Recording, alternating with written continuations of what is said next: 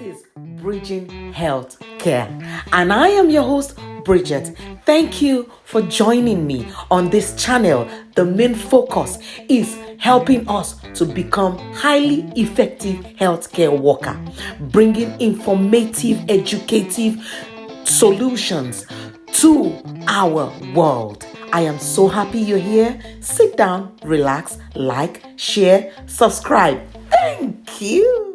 Hello guys, and welcome to Bridging Healthcare. I am Bridget, your host. How have you been? Thank you for liking this channel. Thank you for subscribing. Thank you for always watching the videos and picking all the lessons. I hope it's been useful for you. Of course it has been. All right, if you've not subscribed, it's not too late. Please subscribe, like, and share. This is a new season. Let us take this jolly ride. All right, today I have something really interesting to talk about, and it affects everybody, not only within the healthcare sector, but it affects all of us. But I'm going to pick on it because we're healthcare professional. This channel is dedicated to giving educative information about health and social care and healthcare professionals, how you can be a healthcare professional, courses you can take. I give courses, free training on how to be effective and efficient at our job. Today, I want to talk about something that not many people always want to talk about. What is it? It's called depression. Depression. I'm going to define depression. I'm going to talk about a few facts, and I will tell you how you as a care worker can notice that a client is depressed and how you can help. All right, let's dive right in. Let me first define what is depression. Depression is a mental condition. That's number one. It's a mental disorder. You need to know that it's a health situation. It is often misunderstood as sadness or when somebody is feeling down. No, but it's a complex. It's a medical condition caused by a combination of factors which can include genetic, biological, physiological, environmental, and any other thing that can trigger it. It's triggered. Depression is triggered. Depression is triggered. So, what are the symptoms of depression? You see the person is in a depressed mood all the time. These symptoms must have lasted over 2 weeks non-stop. Now, sadness is when something happens, there is a situation, and you are not happy about it. That is sadness. And after some time, few days, you get over it, right? Go for an interview, you weren't picked for the job, you're unhappy about it, but you move on with your life. But depression is something that over time, the person is in a depressed mood and it goes longer than 2 weeks. Every symptom must have at least passed 2 weeks before you can pinpoint and say, this person is depressed. So you cannot just see somebody for the first time, except you are really experienced and you've read their reports and you have proof that this person has been in this stage for a very long time. They are pointers. Another thing is loss of pleasure in all or most activities. You find out, do you want to do this? No. Do you want to do this? No. What they normally do before. So you find out that the person is not interested.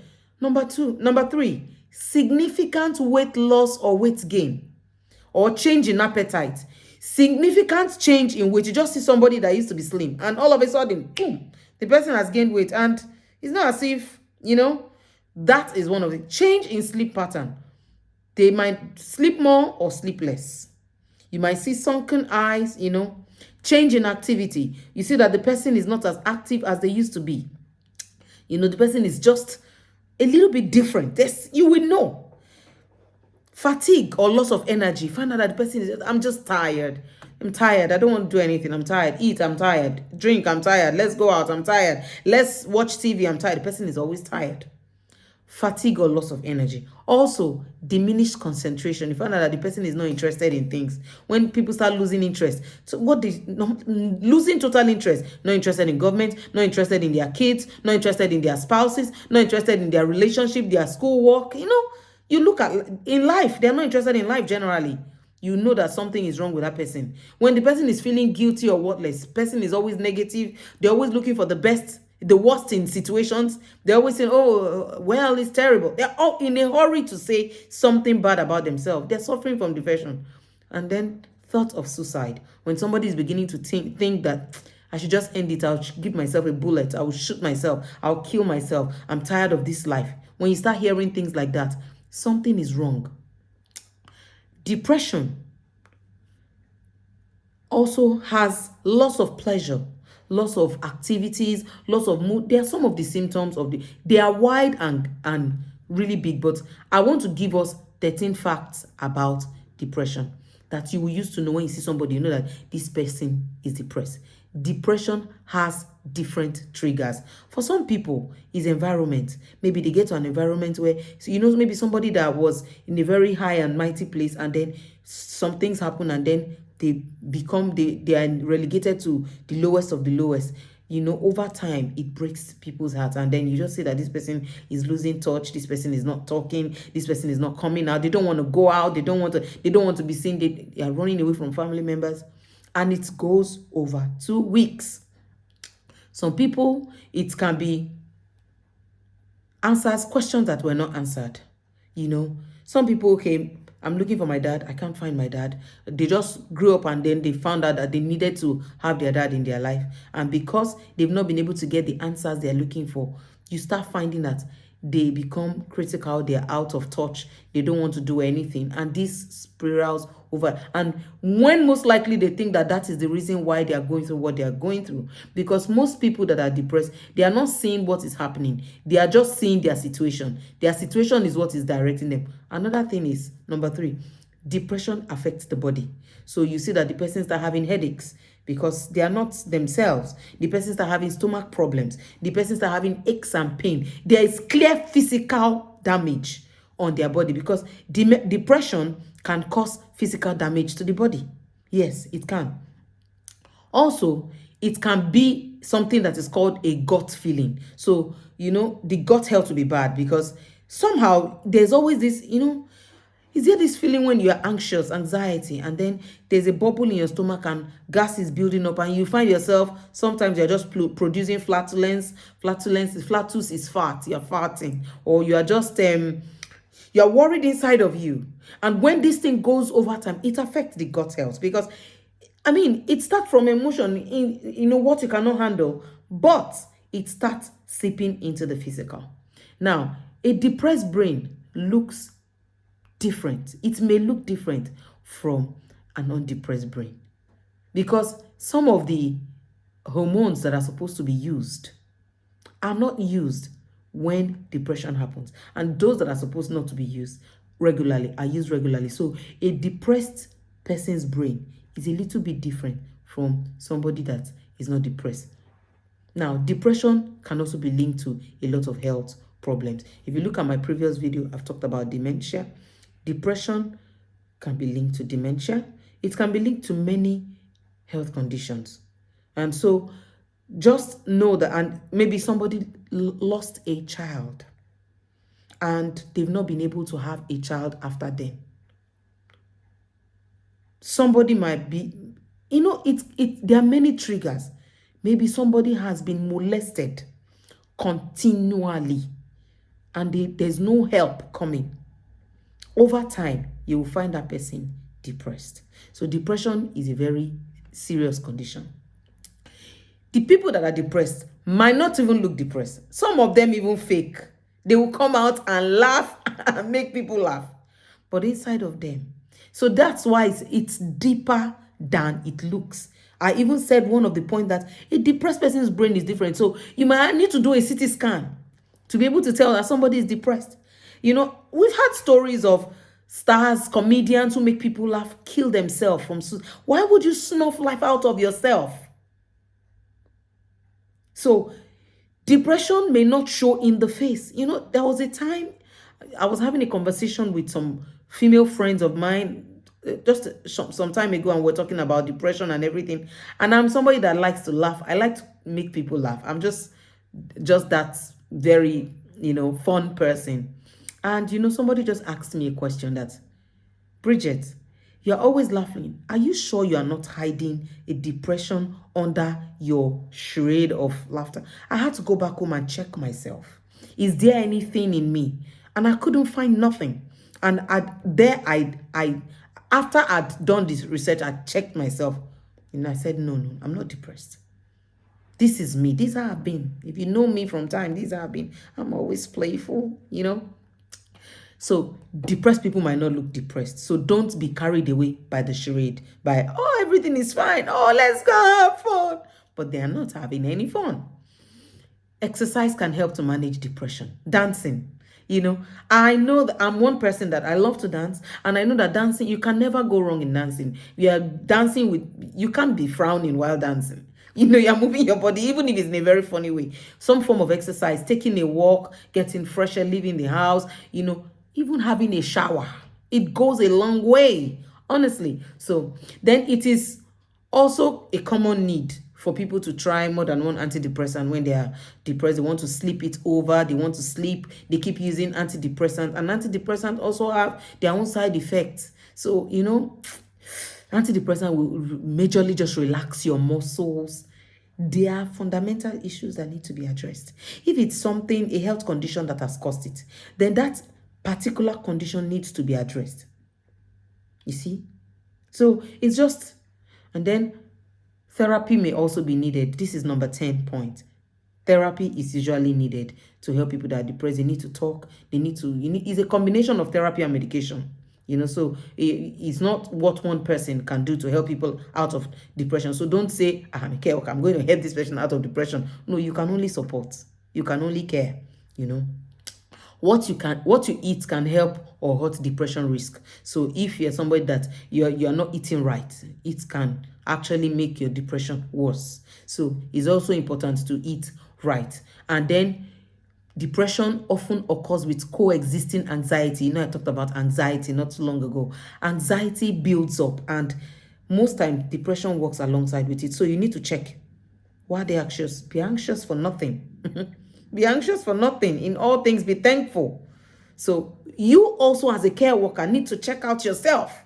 So you're not depressed, because the truth, this job, health and social care, this job, sometimes you see people that suffer and you are not happy about the suffering that they are going through. It really hurts you. Like, how can somebody be going through this kind of pain?